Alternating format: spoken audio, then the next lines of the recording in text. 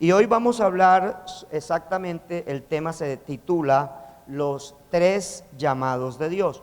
No son únicamente los tres llamados que Dios hace en la palabra, sino son los tres llamados, columna vertebral para un ministerio, llámese como se llame el ministerio, ¿sí? Y en San Juan capítulo 15, versículo 16, la escritura dice: no me elegisteis vosotros a mí, sino que yo os elegí a vosotros y os he puesto para que vayáis y llevéis fruto y vuestro fruto permanezca, para que todo lo que pidiereis al Padre en mi nombre, Él os lo dé.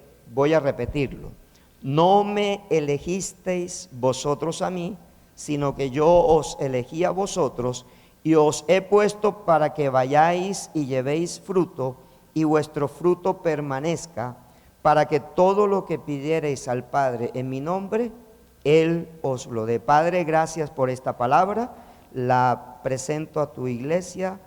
Úsame como instrumento para poderla enviar desde el cielo hasta la tierra y hasta el corazón de cada uno de tus hijos, y que ella cumpla ese propósito firme, duradero, eterno, por el cual tú hoy la quieres hacer llegar a sus oídos, a sus corazones y a su mente, para ser puesta por obra en el nombre de Jesús. Amén y amén. Bien, los tres llamados de Dios. Lo primero que tenemos que descubrir o analizar es que realmente ninguno de los que estamos aquí y ninguno del que se congrega en una iglesia cristiana está porque quiere, ¿sí?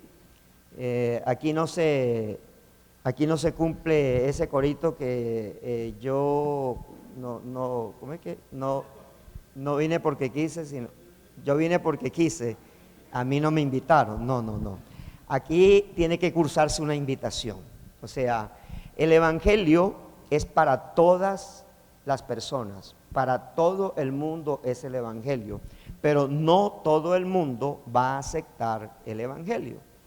Es decir, Cristo murió por el pecado de la humanidad, y la humanidad solamente tiene un pecado. El pecado se llama desobediencia.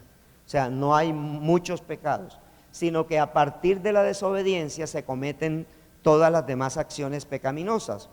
Cuando leemos la Escritura, encontramos que Cristo vino a quitar el pecado, es decir, vino a quitar lo que separaba al hombre de Dios. Recuerde que el apóstol Pablo nos enseña: por cuanto todos pecaron, hemos sido destituidos de la gloria de Dios. Entonces, esa expresión, hemos sido destituidos de la gloria de Dios, no es otra cosa distinta a que en el Edén Dios no vivía dentro de Adán ni dentro de Eva, porque Adán y Eva tenían su imagen y tenían su semejanza. Es decir, ellos habían sido hechos como Dios, pero lógicamente de una manera limitada, porque eran creación. Cuando Dios toma del polvo de la tierra y forma al hombre, el hombre, para poder tener vida, le faltaba el zoe de Dios. Yo eso lo he expuesto en otras enseñanzas. Entonces, cuando se une el zoe de Dios y se une todos los elementos de la tierra, allí es donde se forma el ser humano. Es decir, allí, porque el resto, digamos, los animales, todos fueron creados por Dios a través de su palabra. O sea, Dios habló y se crearon los peces del mar, los animales marinos y acuáticos, no importando si es agua dulce o agua salada, fueron creados por Dios a través de su palabra. Pero el hombre es hechura de la mano de Dios. Es decir, Dios toma de todos los elementos de la tierra y allí forma al hombre, y además sopla. El soplo, la palabra que se usa en griego es nefes y en hebreo es neuma. Perdón, es al revés. En hebreo es nefes y en griego es neuma.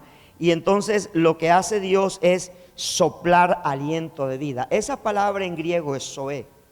Y Zoe significa vida de alta definición, o sea, una vida bien definida, ¿sí? Una vida bien definida.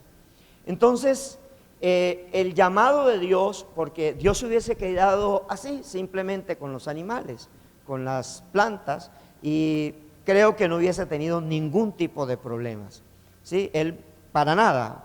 O sea, él simplemente mandaba al ángel Gabriel y le decía, vea, coge ese ganado y arrélo, ¿cierto? No tenía ningún tipo de problemas Dios para poder gobernar su creación. Pero a Dios le gustan los dolores de cabeza. Entonces Dios es feliz con los problemas, porque para Dios los problemas significan oportunidad.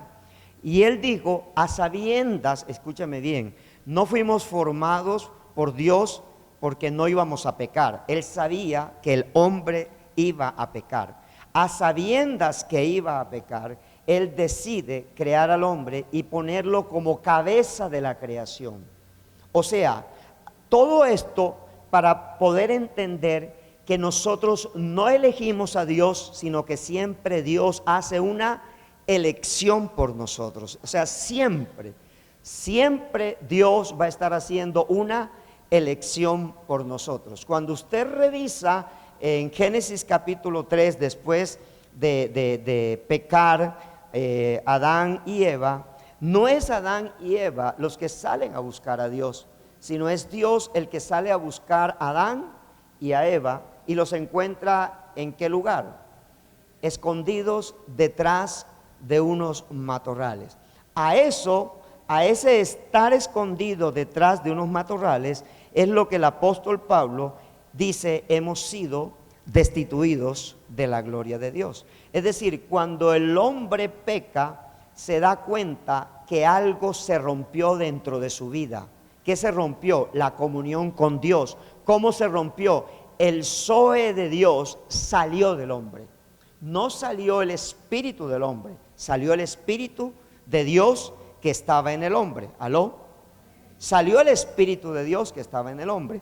De manera que cuando usted revisa Génesis capítulo 5 y lee el versículo 3, allí dice que el hijo que tiene Adán es a la imagen y semejanza de Adán. Ya no dice que es a la imagen y semejanza de Dios, sino a imagen y semejanza del hombre caído. Y a pesar de que Seth es el hijo que reemplaza a Caín, Seth es adorador a pesar de que en Adán haya una naturaleza caída, porque dice la escritura en Génesis capítulo 4, en el último versículo de ese capítulo, dice que cuando nació Seth, el hombre volvió a adorar a Dios. Es decir, hay una nueva oportunidad de volverse a Dios a través de una persona que, aunque viene contaminada por la gracia de Dios, tiene la esencia de Dios en su vida. Y allí viene toda una generación que se lee en el capítulo 5, en el capítulo 6, hasta cuando aparece Noé. Y recuerde que antes de Noé, Enoc fue llevado por Dios para que no viera corrupción, porque Enoc hacía la voluntad de Dios. O sea que a pesar de una naturaleza caída, hay un Dios buscándonos y hay gente que va descubriendo que hay un Dios que lo está buscando. Voy siendo explícito.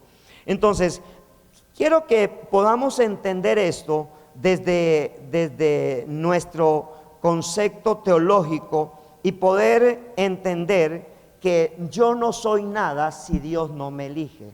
Y por eso la gracia de Dios es importante, ¿sí? Aunque algunos usan además de la gracia, la grasa, ¿no?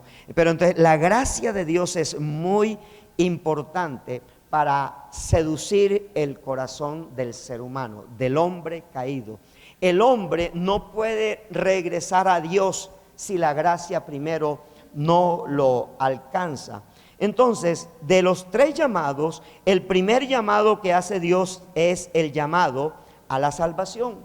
Y dice el Evangelio de Juan, capítulo 3, versículo 6, que es las palabras que Jesús le dice a Nicodemo: lo que nace de la carne, carne es; lo que nace del espíritu, espíritu es.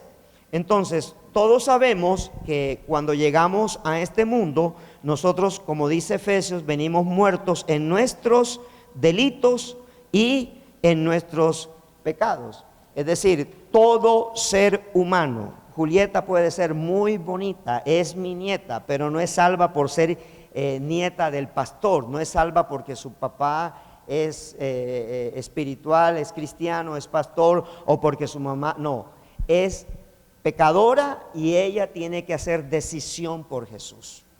O sea, y es pecadora, aunque dice, ay pastor, pero es toda una ternura. Sí, ustedes la conocen toda una ternura, yo la conozco de otra manera también. Pero le quiero comentar que ella viene con una naturaleza caída. Es decir, ella viene con una naturaleza pecaminosa. Yo sé que lo que voy a decir, para los que van a ver el video posteriormente y no son de esta casa, puede rechinarle los dientes. Pero Jesús nunca dijo que por ser niño se heredaba el reino de los cielos. Lo que Jesús quiso decir es que los niños eran una primera opción de acceder al reino de los cielos, no por su pecado, sino por la inocencia que todavía se manejan en ellos. Es decir, los niños tienen la capacidad de creer sin ver. Usted le dice a un niño, si gana el año, yo le compro un monopatín, y ese niño se va a esforzar por ganar el año. Ahora, usted no le ha dicho que ocupe el primer lugar, ¿no? Entonces, él puede ocupar el último lugar, pero si él pasa el año, desde que sale del colegio, sí, él le va a decir, quiero mi monopatín, y él no va a esperar 24 de diciembre, él quiere su monopatín, porque él en su inocencia, ¿qué pasó? Creyó. Y eso fue lo que quiso decir Jesús. Nuestros hijos no se salvan por nuestra fe, nuestros hijos se salvan por su fe. Por eso los padres que no tienen un tiempo a solas con Dios, con sus hijos, ¿a qué creen que lo están exponiendo? O sea, ¿usted a qué cree que expone a sus hijos cuando no tiene un tiempo a solas con sus hijos? Cuando no le habla de la fe de Jesús. Muchos padres esperan que en la escuela, en Planeta Kids, nosotros le resolvamos el problema de la salvación. No, la salvación es un problema de su casa.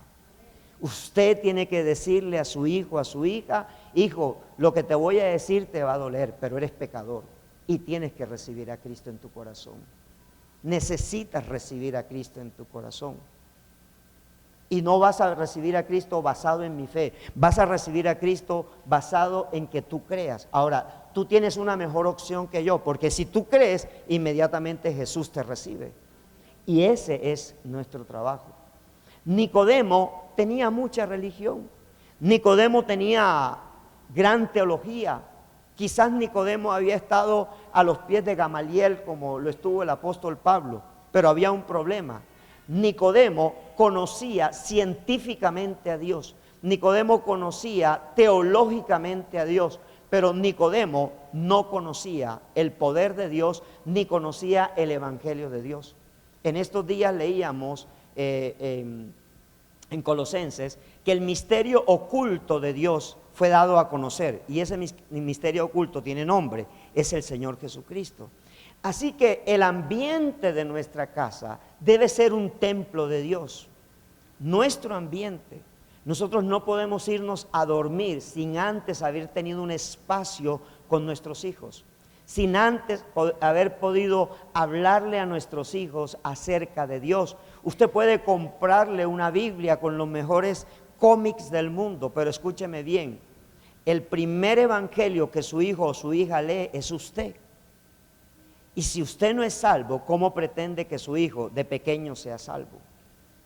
Nosotros necesitamos hablarle a nuestros hijos de Jesús si estamos convencidos que hemos sido salvados por Jesús.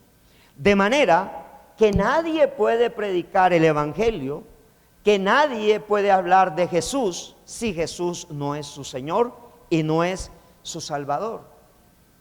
La gente cree que ser pastor es contratar un garaje, alquilar un garaje, comprar unas sillas, montar un púlpito, aprenderme la Biblia y explicársela a los demás. No, eso es falso. Eso es falso. O sea, predicar el evangelio necesita primero conocer al autor del evangelio. Y para conocer al autor del Evangelio, el autor del Evangelio tiene que colocar sobre nosotros y dentro de nosotros a la persona del Espíritu Santo. Sin el Espíritu Santo nadie puede conocer al Señor. Es decir, necesitamos de la salvación. ¿Por qué? Porque la salvación es el primer llamado de Dios. Antes de preocuparte por querer servirle a Dios, tienes que preocuparte porque genuinamente seas salvo. O sea, que haya dentro de ti una genuina salvación. ¿Y qué es una genuina salvación? Que de verdad, verdad, Dios es tu Señor. Que de verdad, verdad, Dios es tu Salvador. Conocedme y viviréis. Y dice el Salmo 9, versículo 10, ¿sí? Que solo pueden confiar en mi nombre los que me conocen. Entonces, cuando Dios llega con su gracia, Él llega con la intención de atraparte. Por eso ninguno de los que estamos aquí nos pudimos escapar. No importa la edad, ninguno de los que estamos aquí nos pudimos escapar. Yo me montaba en un bus urbano y eso era, alguien evangélico se montaba a predicar de Jesús y yo decía, otro loco más. ¿Cierto? Me bajaba, iba a hacer mis diligencias y encontraba a alguien con un megáfono, recibe a Cristo en tu corazón, eres un pecador, y yo les daba palo. Pero Dios se tomaba todo el tiempo del mundo para seducir mi corazón, para guardar mi corazón. Entonces, iglesia, si ese llamado a salvación no se da, es imposible que yo pueda tener otro llamado. Es imposible. Cada una de las cosas que hacemos, mire, el que barre la iglesia, el que limpia las sillas, el que hace la decoración, el que es host, el que sirve el agua, el que tiene que recoger la ofrenda, el que predica la palabra, todos tenemos o debemos pasar por el llamado de Dios a salvación. Porque si no, entonces Dios nos llamaría a todos Ciro, porque el único que no se salvó, bueno, el único no, el burro tampoco se salvó, ni muchos se salvaron aunque hablaron de Dios. Hay gente en la Biblia que habló de Dios, pero no se salvó. Ciro reconoció que Dios era el que le daba todo lo que él poseía, pero Ciro dio la plata, pero nunca se hizo cristiano, nunca se hizo del pueblo de Dios.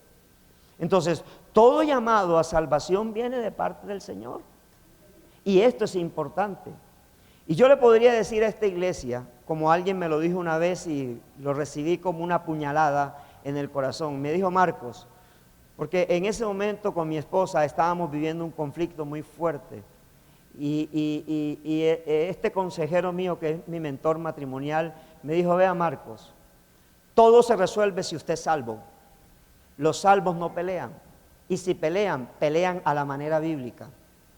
Así que cuando usted va a pelear, tiene que pelear a la manera bíblica. Y eso me hizo recapacitar.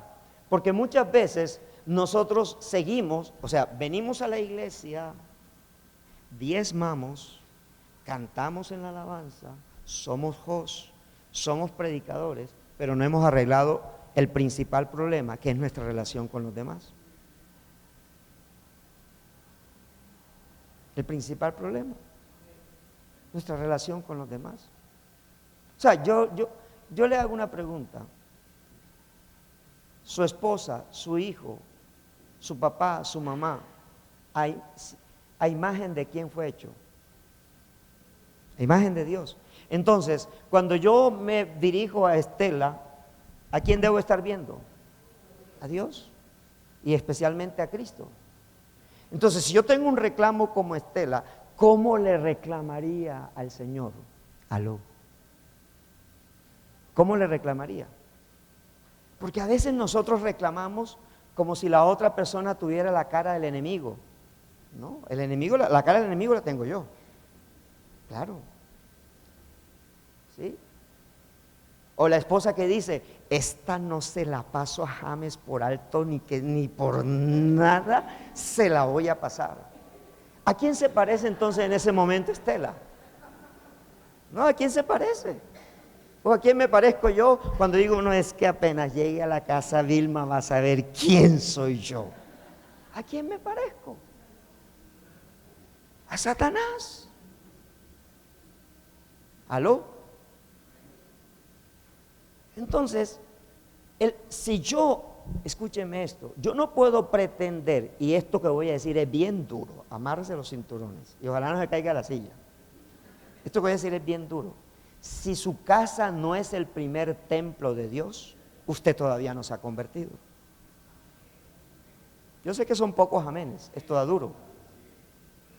Pero tu casa tiene que ser el primer centro de adoración antes que el templo, antes que este templo.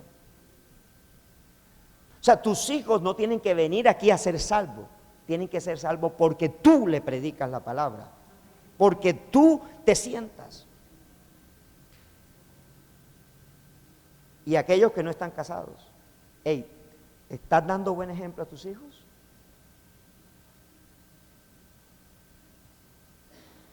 ¿Estás dándole el ejemplo correcto a tus hijos? ¿Qué pueden pensar tus hijos del matrimonio? ¿Por qué los hijos de la gente del mundo no se quieren casar? Porque, hermano, han vivido dentro de una guerra. Han vivido con ofensas, han vivido con maltrato y su corazón está dañado y no confían ni en Dios ni en otra persona. Entonces uno tiene que examinarse. Listo, quiero ministerio. Ahí tengo a mis 4 gaticos de la casa, ahí tengo a mi esposa y ahí tengo los que conviven conmigo. Tengo ministerio, y tengo empresa, tengo que tratar bien a los que están alrededor de mí. Esas personas tienen que ver al Cristo que mora a mí, no en la Biblia que le quiero estrellar en la cara. Sí, aquí dice la palabra, arrepentíos, víboras.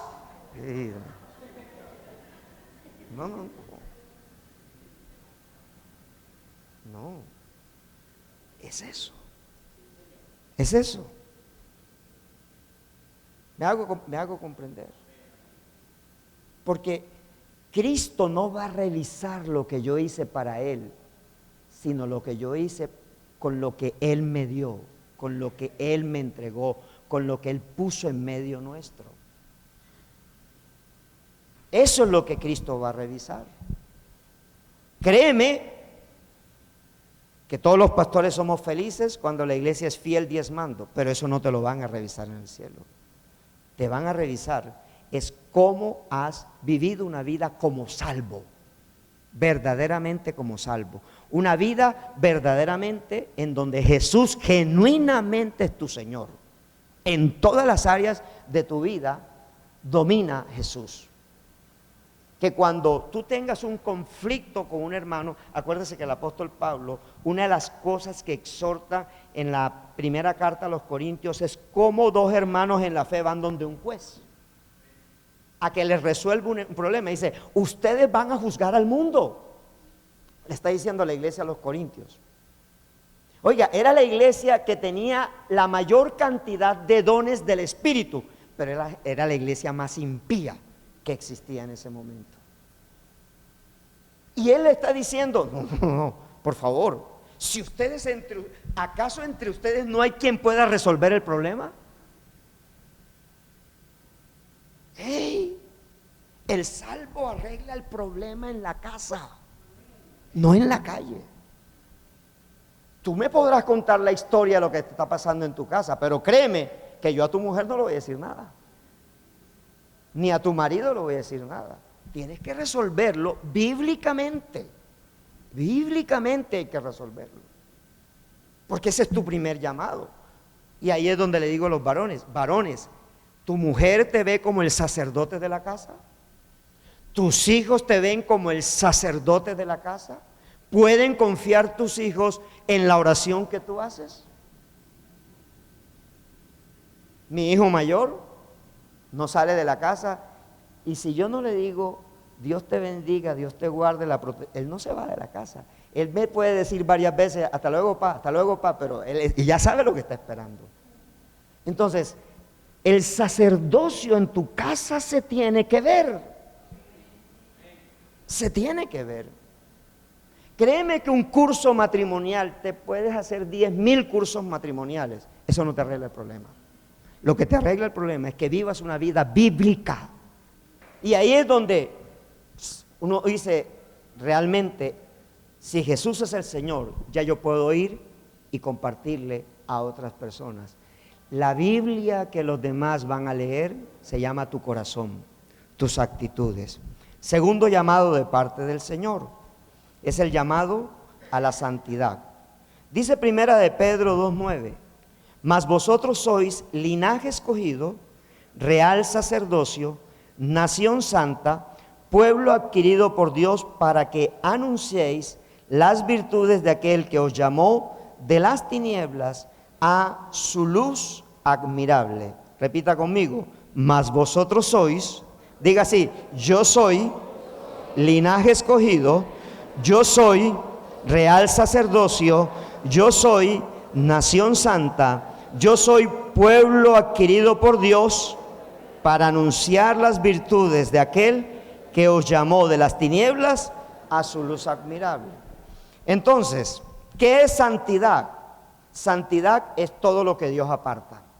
Eso es santidad. O sea, a veces la gente dice, ay, es que cuando yo seguía a San Judas Tadeo, entonces era San Judas porque tenía la carita así, todo así, alumbrada con traquitraqui. No sé cómo le dicen aquí, lo que se raya en el piso en diciembre, la pólvora, con una velita ahí. No. Santo es todo lo que Dios aparta. Entonces, si Él te escogió, ¿qué está haciendo contigo? Apartándote. ¿Sí? Y dile que está a tu lado, aunque veas esta cara así, toda maluconga, Él me apartó. Dígaselo, dígaselo. Aunque tú veas esta cara toda maluconga o toda bonita, Él me apartó. Él me apartó. Entonces, iglesia, esto es muy sencillo. Lo que Dios aparta, grábeselo. Quiero que se grabe esto y quiero que lo copie. Lo que Dios aparta, el diablo no toca. Apláudalo.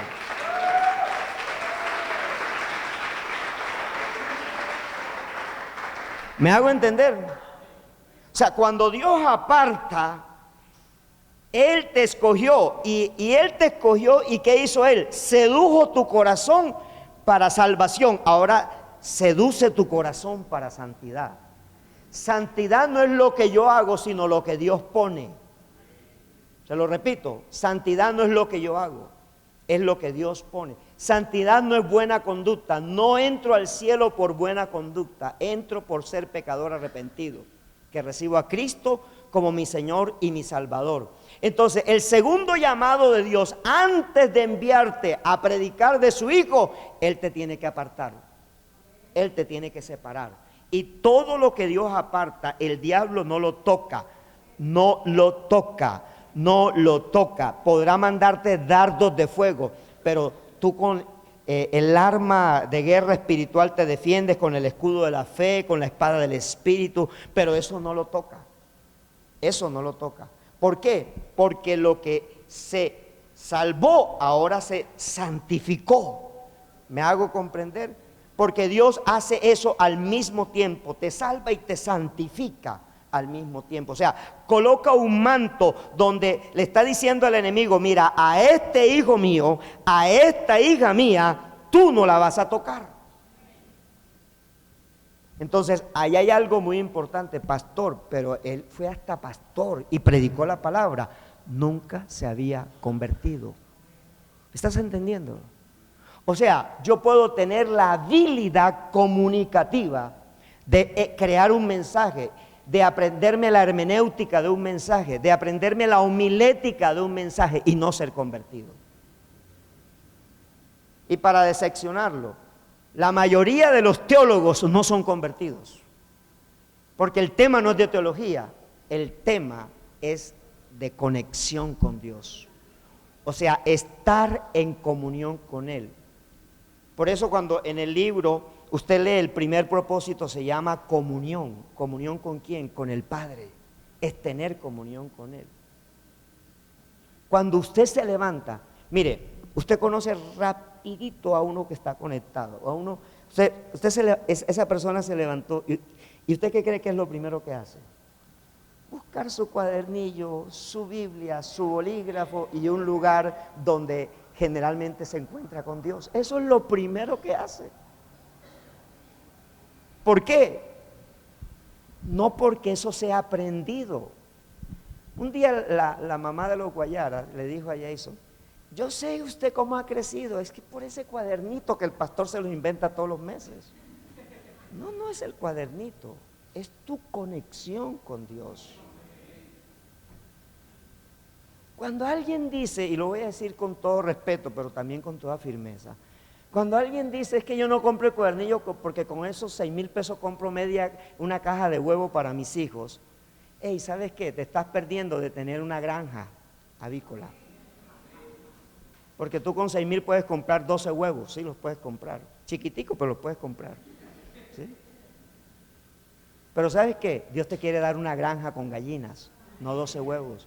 Y a veces nosotros, o sea, cuando no tengo el concepto de lo que soy de ser separado, un apartado, hey, entiéndeme, al que está aquí apartado por Dios, vienen mareas, vienen tempestades, vienen vientos, pero Él está sobre la roca es Cristo, y el que está sobre la roca jamás nadie lo tumba, no lo tumba tempestad, no lo tumba tormenta, no lo va a tumbar, porque Él está firme en la roca, sobre la roca.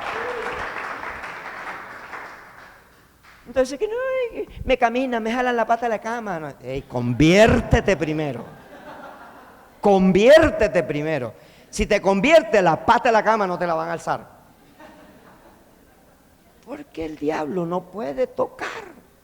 Yo sé que a la iglesia le gustaría traer a una pareja que dice que fueron al cielo, pero que también estuvieron en el infierno, y que allá vieron a Diomedes Díaz, pobre Diomedes Díaz, ¿no? Entonces que allá vieron a no sé quién, que allá vieron... Ey, acá. Lo revelado ya está revelado. Lo que Dios quiere para nuestra salvación ya está dado. Ahora nos toca vivir conforme a esa palabra. Deuteronomio 29 lo dice, ¿cierto? Las cosas secretas y ocultas pertenecen a Jehová, nuestro Dios, más las reveladas. ¿Son para quién? Para nosotros, para nuestros hijos, a fin de que caminemos obedientemente con esa palabra. ¿Qué es todo lo que Dios quiere? Eso es todo lo que Dios quiere. Escúcheme, la obediencia no se aprende. Dios la pone en nosotros en el momento en que nosotros somos salvos. Ahora, lo que Dios no va a poner es cuando tú entras en un camino de rebeldía. Porque Israel entró en camino de rebeldía. Entonces, al rebelde Dios le da con la vara duro. ¡Ta, ta! Y he aprendido esto. Cuando tú estás en el ojo de Dios, aunque estés en pecado, no te va a soltar. Te va a dar vara. ¡Ta, ta, ta, ta, ta! Tenga, mijo. Hasta que dice: ¿sabe qué, Señor? Haga conmigo lo que le dé la regalada gana. Eso es lo que va a hacer Dios. Entonces, ese llamado a santidad es importante. ¿Sabes qué te dice Dios?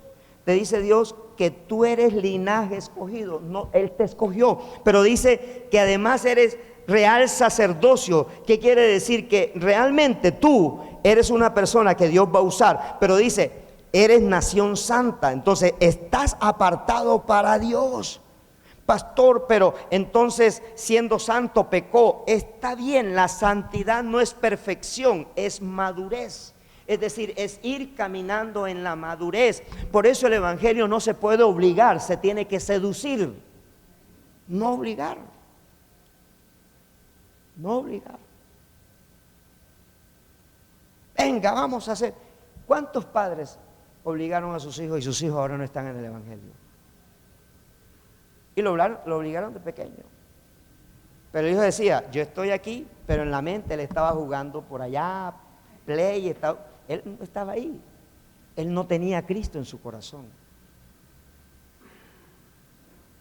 Santidad, somos nación santa. ¿Para qué? Para anunciar las virtudes. Y entonces ahora viene la tercera parte, un llamado a servir. Un llamado a servir.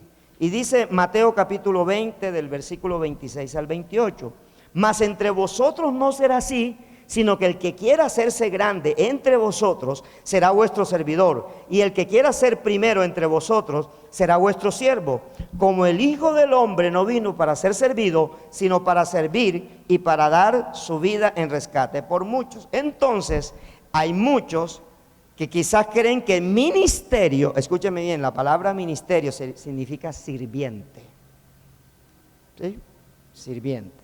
Entonces, ministerio es ponerse el delantal, ponerse la cosita esa que se ponen para la cocina, ¿cierto? ¿Cómo se llama eso? El delantal, ¿cierto? Ponerse el trapito aquí, ¿sí? La bandeja aquí y decirle, José, ¿en qué te puedo servir? Eso es ministerio. Usted no puede sentir orgullo en servirle al Señor, porque tengo que sentirme humilde. Filipenses capítulo 2, versículo 5 en adelante dice, porque el ejemplo que tenemos que imitar es el de Cristo Jesús, que siendo en forma de Dios, no escatimó el ser igual a Dios para despojarse de sí mismo y hacerse como uno de nosotros. Entonces, ¿qué es el llamado al servicio? Es el llamado a ser lavaperro de Dios. Es el oficio más feo que existe en la iglesia. Ese es el ministerio. Ese es el ministerio. Hay gente que cuando me pretende hablar del ministerio me habla de sus estrategias. Y yo los escucho. Y me habla de los títulos. Es que yo hice el curso tal, el curso tal, el curso tal, el curso. Usted nunca me verá colgado un título en ninguna parte. Puede ir a mi casa que no hay un título colgado. No hay un título. Porque yo dije el día que me convertí voy a ser como Pablo. Todo me es estiércol a partir de hoy, con tal de conocer a Cristo. Porque el título más importante es el que está colgado en el cielo cuando llegues a tu casa celestial. Ese es el título más importante. ¿De qué me sirve llenar la oficina de cartones si mi corazón no está ligado a Dios? Es sirviente. Es sirviente. Es aquel que dice, pastor, me peleo por hacer el aseo de la iglesia del próximo fin de semana. Es aquel que dice, pastor, me peleo por cargarle el maletín, no sé, o sea, me peleo, escúchame bien, sirviente. ¿Sí? ¿Para qué quieres servir? ¿Para que te vean? No. El siervo es siervo en todo. Hermano, ¿quién quiere ministerio? Ahí están los baños, al que quiere ministerio. ¿Quién quiere ministerio? Aquí está el templo. Hay que ordenar las cosas. ¿Quién quiere ministerio? Pero cuando a ti te dicen que el turno te toca dentro de 15 días y tú apareces dentro de 15 días, no tienes ministerio, estás haciendo simplemente algo para Dios. Porque el ministro está disponible siempre y en todo momento. El ministerio comienza cuando yo me hago sirviente, cuando yo me hago inferior a los demás. No es el título. Yo puedo estar predicando ahora, pero cuando yo me baje, yo soy igual que ustedes y puedo servir igual que ustedes. Ayer le decía a mi esposa, porque tuvimos que hacer una diligencia muy rápida, decía, pero bueno, el Señor, ¿por qué me demanda mucha carga? Porque tenía que venir a hacer una consejería a un joven que está en unos problemas de depresiones impresionantes, ¿sí? Y la persona insistió que fuera yo, porque yo traté de enviarlo, direccionarlo para donde Jason, pero la persona no quiso, ella quería que fuera yo inicialmente. Entonces, muchas veces lo que quiero que sepas es que cuando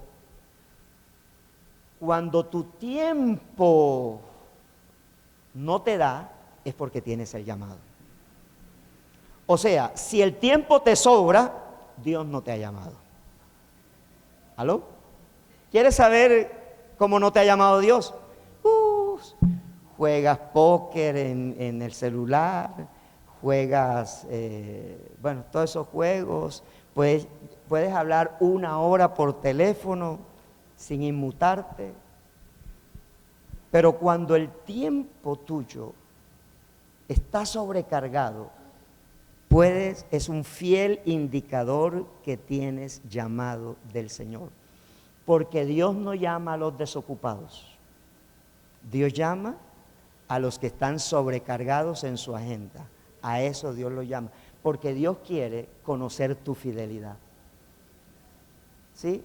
Ese que sabe que tiene que salir a las 6 porque a las 7 le toca montarse a cantar, y sabe que en Medellín no es fácil llegar en 1 hora a un lugar, ese tiene llamado. Ese que se esfuerza, ese que hace un curso de una cosa. Entonces, en estos días yo le decía a mi esposa, hey, parece que nos dejáramos sobrecargar, pero ayer Dios me decía, yo te estoy sobrecargando porque quiero examinar cómo me estás sirviendo, cuánto me quieres servir. Amén. Vamos a orarle al Señor, vamos a darle gracias al Señor. Y recuerda estos 3 llamados: llamado a la salvación, llamado a la santidad y llamado a servirle. Amén. Dios dice en su palabra, dad de gracia lo que has recibido. ¿De qué manera? De gracia.